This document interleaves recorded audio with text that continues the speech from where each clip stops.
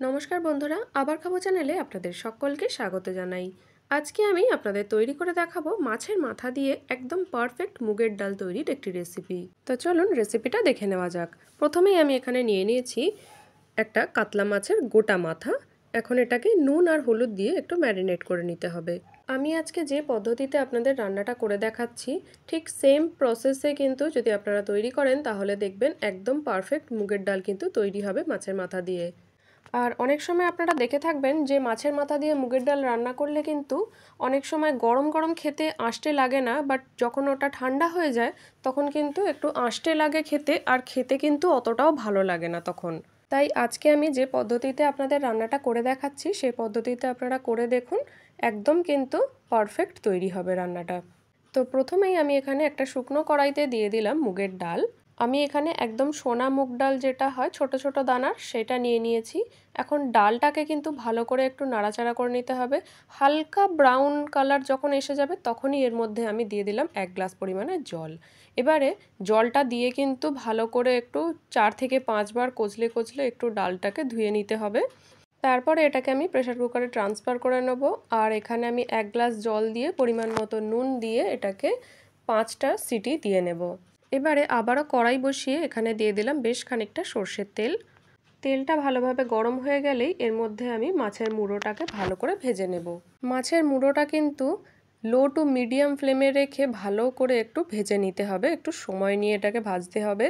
আর দেখবেন যতক্ষণ না এটা একদম লালচে টাইপের কালার আসছে ততক্ষণ পর্যন্ত কিন্তু মাছটাকে খুব ভালো করে ভাজতে হবে।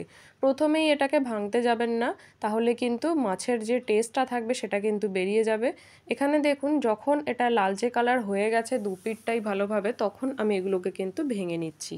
মুড়োটা সম্পূর্ণ ভাঙা হয়ে গেলে তারপরে কিন্তু আরও ভালো করে একটু লালচে করে মুড়োগুলোকে ভেজে নিতে হবে। এখানে দেখুন পুরো লালচে করে কিন্তু ভাজা হয়ে গেছে। মুড়োটা লালচে করে ভাজলে তবেই কিন্তু এর মধ্যে থেকে আষ্টে গন্ধটা অটোমেটিক চলে যাবে। মাছ ভাজার তেলটা আমি কিন্তু এখানে সাইড করে দিয়েছি। এখানে আমি আরও কিছুটা সর্ষের তেল অ্যাড করে তেলটা গরম হয়ে গেলে তার মধ্যে আমি ফোড়নে দিয়ে দিয়েছি শুকনো লঙ্কা, দারচিনি, এলাচ, তেজপাতা এবং সামান্য একটু গোটা জিরে। ফোড়নগুলো একটু ভাজা ভাজা হয়ে গেলেই এখানে আমি অ্যাড করে দেব পেঁয়াজ কুচি। পেঁয়াজটা যতক্ষণ না একদম গোল্ডেন কালার এসে যাচ্ছে ততক্ষণ পর্যন্ত এটাকে আমি ভালো করে ফ্রাই করে নেব। পেঁয়াজটা দেখবেন কিছুক্ষণ পরে নাড়াচাড়া করতে করতেই গোল্ডেন কালার এসে যাবে, তখন এর মধ্যে আমি অ্যাড করে দেব একটু আদা রসুনের পেস্ট। আদা রসুনের কাঁচা গন্ধ চলে যাওয়া পর্যন্ত এটাকে ভালো করে নাড়াচাড়া করে যেতে হবে। তারপরেই এর মধ্যে আমি অ্যাড করে দিচ্ছি টমেটো কুচি।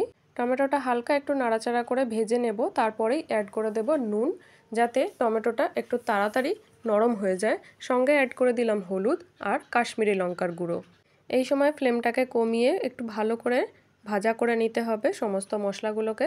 কিছুক্ষণ পরেই দেখবেন টমেটোগুলো একদম গলে গেছে, তখন এর মধ্যে অ্যাড করে দিতে হবে সামান্য একটু জিরে গুঁড়ো, পরিমাণ মতো চিনি আর গরম মশলার গুঁড়ো। আর এবারে কিন্তু মশলাটাকে খুব ভালো করে কষিয়ে নিতে হবে, কারণ আমি কিন্তু প্রত্যেকটা রান্নাতেই আপনাদের বলে থাকি যে রান্নার যে প্রসেসটা আছে, যে মশলাটাকে খুব ভালো করে কষাতে হয় যতক্ষণ না মশলা থেকে তেল ছাড়ে। তো সেই সময় পর্যন্ত কিন্তু একটু অপেক্ষা করে ধৈর্য নিয়ে মশলাটাকে খুব ভালো করে কষাতে হবে। দেখুন মশলা থেকে যখনই তেল ছাড়তে শুরু করে দিয়েছে তখন এর মধ্যে আমি অ্যাড করে দিয়েছি মাছের মুড়োগুলোকে। সেটা দিয়েও কিন্তু ভালো করে একটু 5 মিনিট অন্তত সময় নিয়ে একটু কষিয়ে নিতে হবে। দেন আমি এর মধ্যে অ্যাড করে দিয়েছি সিদ্ধ করে রাখা মুগের ডালটা। তো মুগের ডালটা অ্যাড করার পরে আপনারা দেখতে পাবেন যে ডালটা অনেকটাই ঘন হয়ে গেছে। ডালটা এতটা ঘন হবে না, তাই এর মধ্যে আমি অ্যাড করে দিলাম আরও হাফ গ্লাস পরিমাণে জল। তারপরে সেই অনুযায়ী এখানে নুনটাও অ্যাড করে দিতে হবে, আর সঙ্গে সামান্য একটু চিনিও। এবারে ডালটা ফুটতে থাকবে, ঠিক সেই সময় অ্যাড করে দিতে হবে গরম মশলার গুঁড়ো আর হাফ টিস্পুনের মতন ঘি।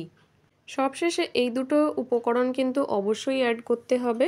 ব্যাস তাহলেই তৈরি হয়ে যাবে একদম পারফেক্ট পদ্ধতিতে তৈরি মাছের মাথা দিয়ে মুগের ডাল।